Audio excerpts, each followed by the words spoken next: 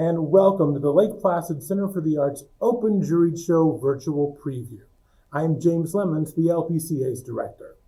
Since March 16th, the COVID-19 pandemic has forced the LPCA to operate differently.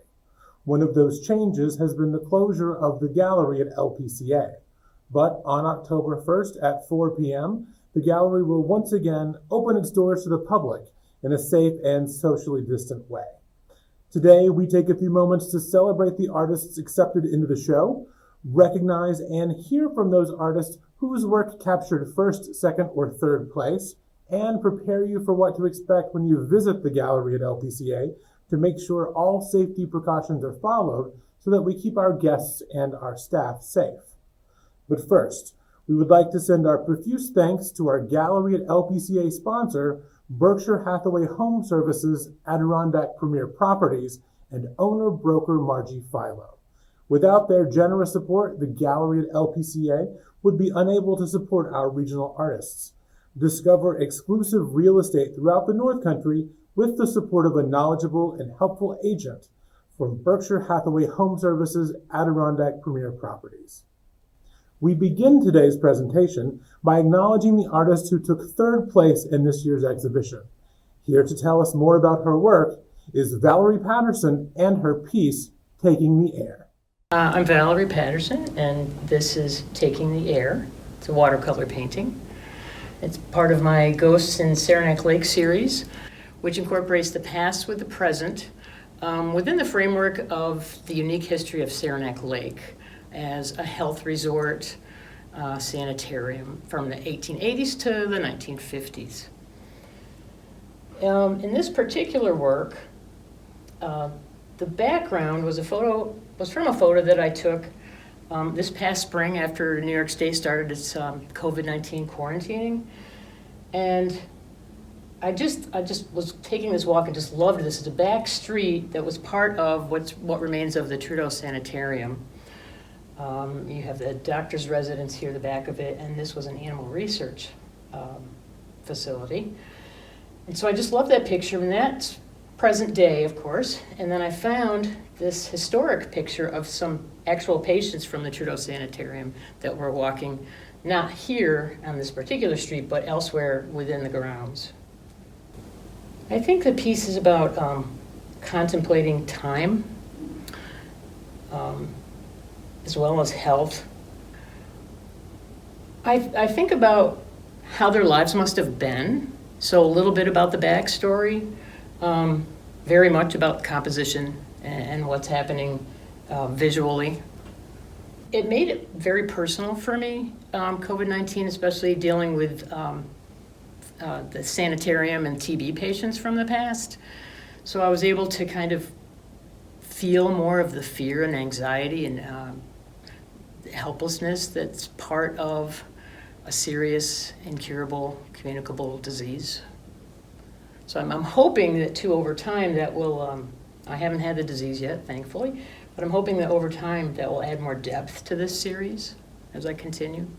So I start with a fully formed idea in my head, and I usually take photos and then go through different photos. I have thousands of photos, but for this one I took the photo, as I mentioned earlier, of the background, and then I found this photo. So I do a drawing first, make a cartoon drawing first with a pencil.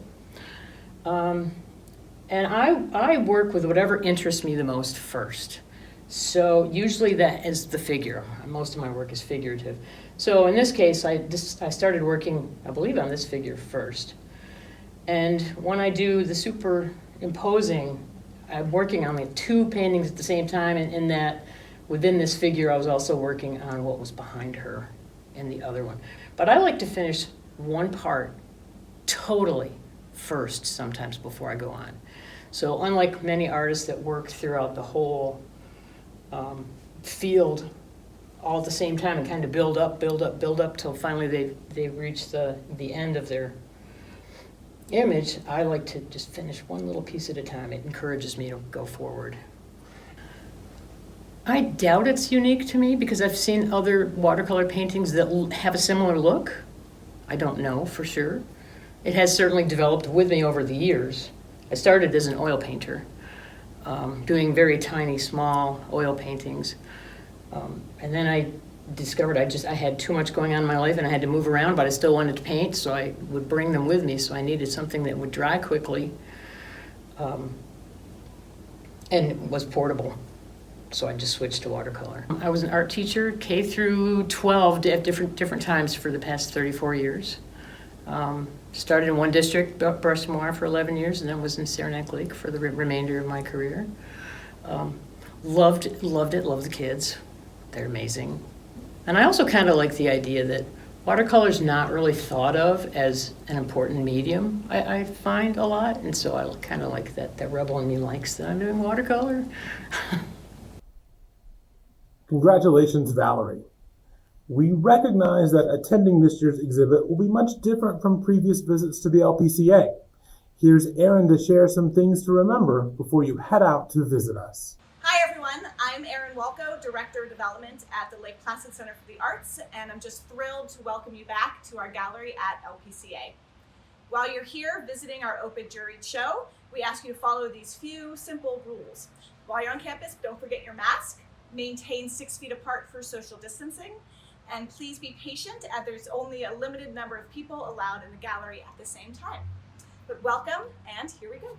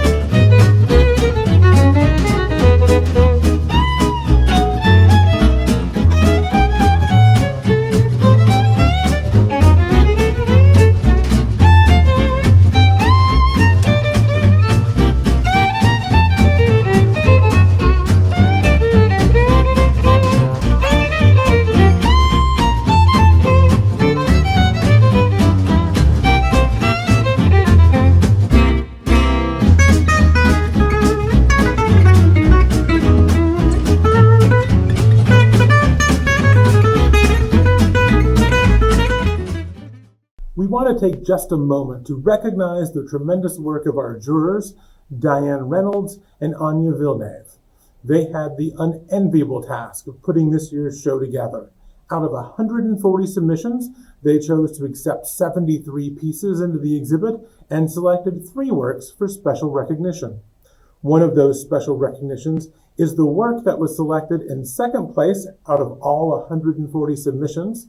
Congratulations on Melissa Grant and her work, Grant Farm. I'm Melissa Grant from Fort Edward, and this is Grant Farm. This is actually my home right here. And across the street is the farm that my husband, it's his family for generations. So just it happened to be an amazingly beautiful night, and I very much am grateful for where I ended up, to be able to be in a place like this and enjoy it every day. Like, I see beauty and I want to paint it. And that's what I found here. I work from photos. It does take me usually a few months to get one done. If I'm doing a portrait, it's usually about a year because I want it to be perfect before it's done. But that's mainly. I do some going to the space to paint, but for the most part, that's just for fun and kind of a throwaway type of thing.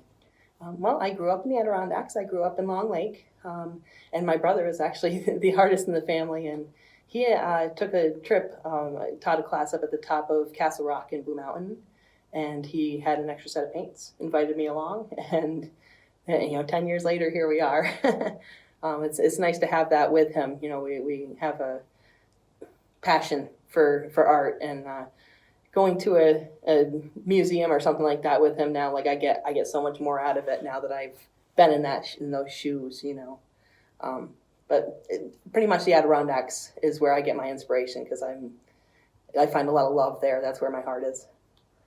They're water mixable oils. Actually, that's what I learned on. So I've never actually dabbled with regular oils, but I like not having to deal with the turpentine and all the chemicals. I've heard that if you start with regular oils, you don't usually go to the water mixable because they're a little bit, they're not as loose. It's harder to get them to blend as well. I look at what's in the background and see kind of what the main color is. If there's a really dark area, I'll start with black, and then I paint the detail in. I found that things pop really well if you have the little kind of a darker background, and then you're painting the light on top of it. For this part, though, I started with white for the sunset, and then the yellows on top of the white makes it kind of pop out a little bit more. But it's kind of been trial and error. I haven't really taken any classes except for that one with my brother. So he'll send me books here and there, but I haven't really looked at them. I kind of just go. I say, well, this is what it looks like, and I want to make it look as close to real life as possible. And I just keep tweaking it until it's done. They're always very bright, vibrant. Yeah, I definitely tend to paint with a lot of color. I've got 2 commissions in the works. I've got several the little magnets in the works. I've got a lot of drawing commissions. Just with COVID, actually, I started drawing, and that's kind of taken off as well. So, you know, it's not a great thing to be thankful for, but I'm thankful for that part of what happened with it. This view has now changed, so this is never going to be the way it was in here, and it's nice to have this memory too. That these barns are no longer there. There's a new owner for the farm, and they've taken that out and they're redoing everything. So this was as it was when it was a show farm back in the 80s. It was actually in agricultural magazines and whatnot. And people recognize from this painting, they recognize that farm. I've had a lot of people ask me if that's Grant Farm, and it makes me so happy when someone can recognize something. The COVID-19 pandemic has caused financial hardship for many. Nonprofits like the LPCA and individual artists like those we're celebrating tonight are not exempt from those challenges. Most work at the LPCA Open Juried Show is for sale. Both the artist and LPCA benefit directly from these sales. If you see a work that you must have during your visit to the gallery at LPCA, just let a staff member know. We're happy to make sure that work gets to your home. Work just like our first place winner, Paul Peterson's Peace Dove Weather Vane. Hi, my name is Paul Pedersen, and my artwork here is Peace Dove Weather Vane. Well, the inspiration, unfortunately, was brought on by the chaos that's going on and social unrest. And so I was thinking about how would I address that? Should I fight back against it, or should I take it a different approach? And I thought perhaps I would do something like a peace table where people come together instead of being divided apart and talk over their issues together. And I thought, for a centerpiece, what would I use for a centerpiece? Well, I collect antiques, and so I had this very old weather vane of a peace dove. And she's been through a lot of hardship with the weather, you know, all beaten up over the years, but she still stays aloft, you know, with her message with the olive leaf. And so I thought, would that make an excellent centerpiece for the subject matter? I live in the foothills of the Adirondacks in Herman, New York, and I've recently just completed a brand new studio I've been working on for the past year. And I had my original art training in a private art school in Detroit back in the 60s and early 70s, where I studied figurative sculpture under the late Jay Holland, master sculptor Jay Holland. And then in later years, I took up oil painting with Numel Polito, who hails out of New Hampshire, who teaches the old techniques of the old masters. It's kind of a dying art. And so I took a number of workshops with him. Well, that's always the most difficult part, is starting any painting, because you're looking at a black canvas and you're coming up with images and you have all these thoughts in your mind of where you're going to begin. So I start out with a lot of thumbnail sketches, and I'll take it from there, and then I'll do some preliminary markups to get the composition right. And then I started thinking about what the mood or the atmosphere I want to create. And I figured with warm earth colors, it seems to draw people in, especially what the subject matter is all about, you know, instead of pushing them back with harsh, cold colors. And so I take it from there. And then use props that I have. And like I said, I have an extensive collection of antiques, and I use them as props. And fresh fruit in homemade bread. I hope everyone enjoys it. I know there's a lot of good pieces here today, and I think the show is going to be excellent. And I hope everyone comes and takes in the view. Congratulations to Paul, Melissa, and Valerie, and to all the artists selected to be in the show. We also want to recognize and honor all of the artists whose work was not selected this time. The artistic talent in our region is so high, and the competition is fierce. We hope this is not a discouragement, because we want to see your work in future LPCA Open Juried shows. That concludes our presentation this evening. The gallery at LPCA is open Wednesday through Saturday from 1 p.m. to 5 p.m. We hope to see you there. Thank you, stay safe, and don't forget to wash your hands.